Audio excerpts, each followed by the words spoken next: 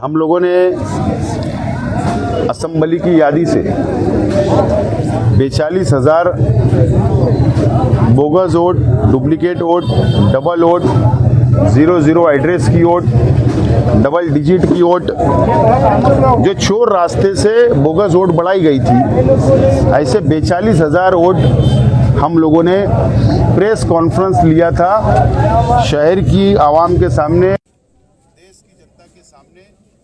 हमने जो फ्रॉड हुआ, जो बोगस वोट बढ़ाई गई थी, वो जनता के सामने हमने लाया। उस वक्त ऑफिस को, प्रांत ऑफिसर को हमने एहतजाज करते हुए मोर्चा निकालकर वहां पर मेमोरेंडम और सबूत दिए थे।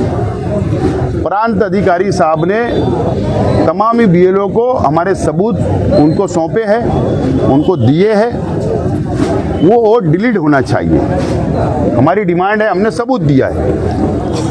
और शहर में 50% जो बीएलओ है वो ईमानदाराना तौर पर काम कर रहे हैं और 50% बीएलओ वो किसी पार्टी की तरफदारी कर रहे हैं, वर्करी कर रहे हैं, ऐसा हमको समझा।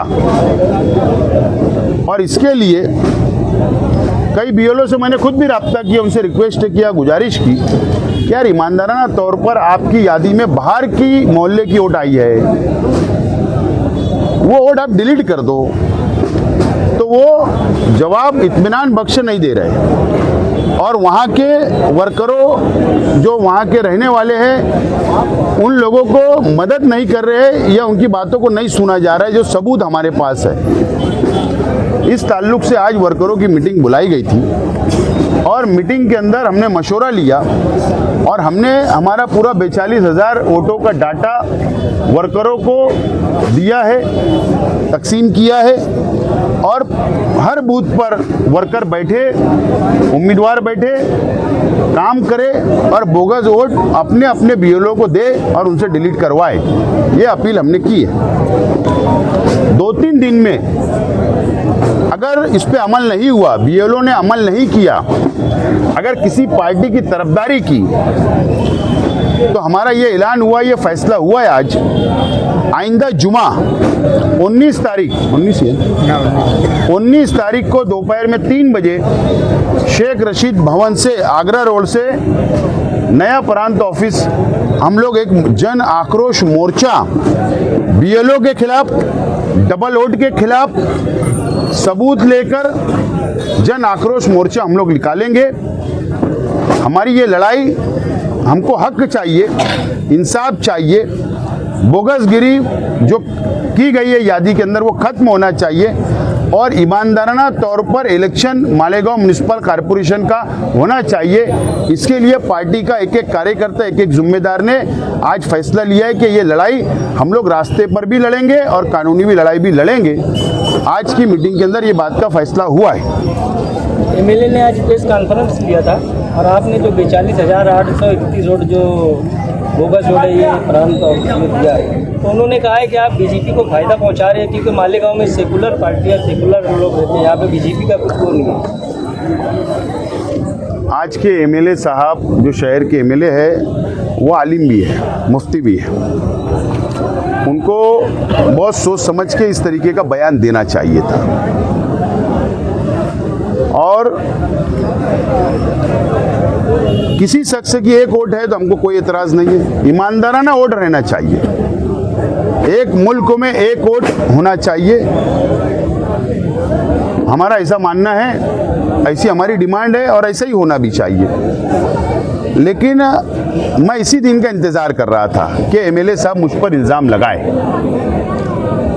या वो प्रेस कॉन्फ्रेंस ले या उनका मुंह खोले। वो खोलना नहीं भी चाहते होंगे तो ज़बरदस्ती उनको बैठाकर खुलवाया गया, ठीक है, वो उनकी अपनी आपसी बात है। लेकिन जमीयतुल उलमा मालेगांव मदनी रोड की 1 साला दीनी, मिली, फलाई व तिब्बी खिदमात 8 मार्च 2025 को शामनामा अखबार और शहर के उर्दू अखबारात में ये इश्तिहार छपा था। आप शूट कर लो, अगर नहीं तो बाद में बोलेंगे भाई कोई भी पेपर बता दिया उसने।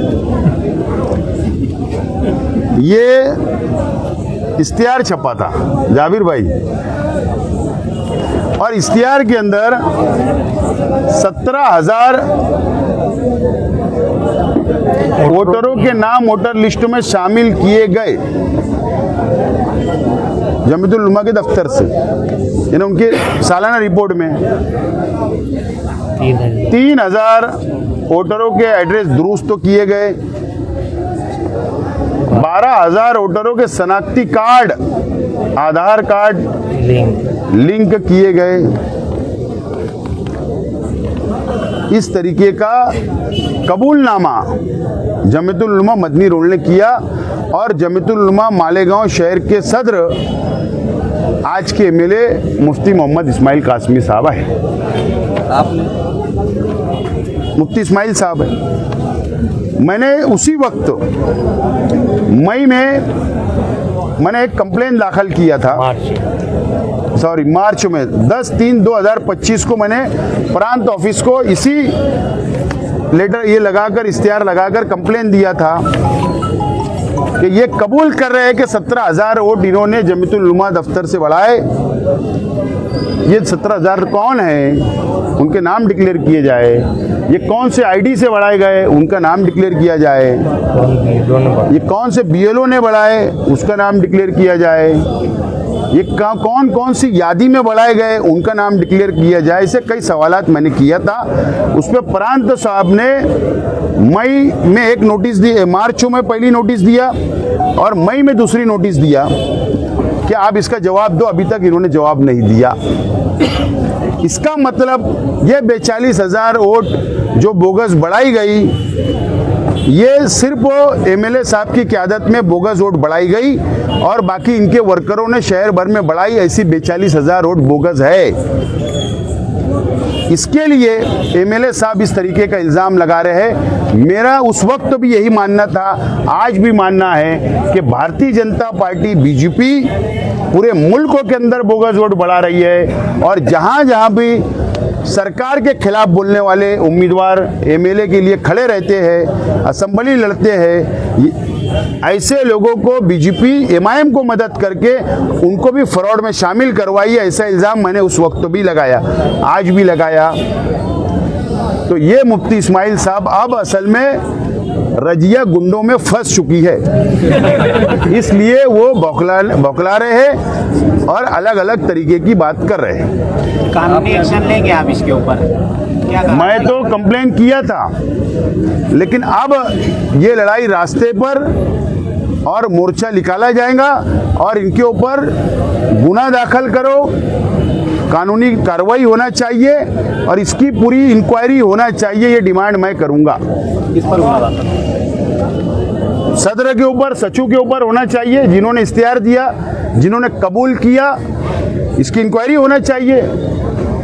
उसमें क्या है, हम समाजी लोग हैं, सियासी लोग हैं, हम समाज में काम करते, आवाम की खिदमत करते, इलेक्शन आता हम इलेक्शन लड़ते हैं और ये बोगसगिरी करके चुन कर आगे चले जाएंगे तो हमारा हक मारा जाता है जमहूरी तौर पर, तो हमारा हक है और ये लड़ाई लड़ी जाएंगी। आप जो इल्ज़ाम लगा रहे हैं उसके ऊपर बहुत बड़ा इल्ज़ाम आपके ऊपर लगाया गया कि इंडिया अलायंस वोट चोर गद्दी छोड़ का जो मामला पूरे देश भर में चला रही है, वो पूरे इंडिया अलायंस के आंदोलन को मिसगाइड करने और उनको दिशा देने का इल्ज़ाम आप पर लगा है। जब मैंने ये प्रेस कॉन्फ्रेंस लिया तो ऑल इंडिया कांग्रेस कमेटी के बड़े ओहदेदारान का मुझको फ़ोन भी आया और कई सेकुलर सियासी पार्टियों के लीडरान का भी रियासती और मुल्क के लेवल पर भी मुझको फ़ोन आए और मुझसे कहा कि आपने ये काम ये कैसा तय किया है जो बोगस वोट निकाली, मैं उनकी मदद कर रहा हूँ, ये बात मुझे मीडिया में बोलने की ज़रूरत नहीं है। अब सवाल ये है कि एमआईएम का एमएलए और एमआईएम पार्टी अगर इस तरीके के मुझ पे इल्ज़ाम लगाएंगे तो मुझे उनसे जन्नत का सर्टिफिकेट नहीं होना। वो सर्टिफिकेट देंगे हर मुसलमानों को और हम जन्नत में जाएंगे और हम कामयाब होंगे, ऐसा नहीं है। ये मैं लड़ाई लड़ रहा, उन्होंने मेरे खिलाफ लड़ाई लड़ना, बिल्कुल तैयारी है हमारी। साहब ने कहा कि आप जन्म दाखिला मामले में छचन कर रहे हैं, असल काम हम कर रहे हैं, शिंदे साहब से मिलना या फडणवीस साहब से मिलना, हमने मतलब पूरी अंदर की कानूनी कार्रवाई करी। अगर मुफ्ती इस्माइल साहब एमएलए साहब ने अगर ऐसा कहा कि मैं शिंदे साहब से मिला, मैं फडणवीस साहब से मिला, तो इससे बड़ी बेवकूफ़ी वाली बात ही नहीं हो सकती। क्या बोल रहा हूँ मैं? बेवकूफ़ी वाली बात ही नहीं हो सकती है। ये बेवकूफ़ आदमी जिसको नहीं समझते वही ये जुमले का इस्तेमाल कर सकता है। उसकी वजह यह है कि यही फडणवीस साहब ने, महाराष्ट्र के वज़ीर आला, और यही एकनाथ शिंदे साहब की सरकार ने मालेगांव में रोहिंग्या बांग्लादेशी के नाम पे SIT बना दी। ये बेवकूफ़ी वाली बात नहीं है। लड़ाई ये कानूनी थी, साबित करना था कि मालेगांव में रोहिंग्या बांग्लादेशी नहीं रहते। अल्लाह का करम है, माइनॉरिटी डिफेंस कमेटी ने ये लड़ाई को लड़ा और जो रिपोर्ट पेश हुई, ऐसी हमारे पास जानकारी है, जब तक रिपोर्ट ओपन नहीं होती नहीं बोल सकते, लेकिन ऐसी जानकारी है कि कोई रोहिंग्या बांग्लादेशी नहीं मिला। उसका सबूत जितनी चार्जशीट कोर्ट के अंदर गई है उसमें कहीं भी इस तरीके का जिक्र नहीं है। ये लड़ाई में हम कामयाब हुए। हमारी लड़ाई अभी कोर्ट के जरिए जो लोग जेल में उनको जमानत पे बाहर लाने की हमारी कोशिश जारी है। बहरहाल बचकाना बेवकूफ़ी तरीके का ये बयान था, ऐसा मैं मानता हूँ। आपने कहा कि एमएलए मौसूफ अपनी नयापुरा के ऑफिस पर प्रेस कॉन्फ्रेंस नहीं लेते, तो मतलब कैद करके बंधक बनाकर प्रेस कॉन्फ्रेंस लिया जा रहा है, तो क्या एक एमएलए को मतलब बंधक बनाया जा रहा है? नहीं, ऐसा है कि सियासी बात मैं बोल रहा हूँ। एक आदमी जब प्रेस करता है तो एकदम हाव भाव रहता है, मीडिया सामने रहती है, खुशहाल रहता है ना, तो वैसा उनके चेहरे पे कुछ नज़र नहीं आया।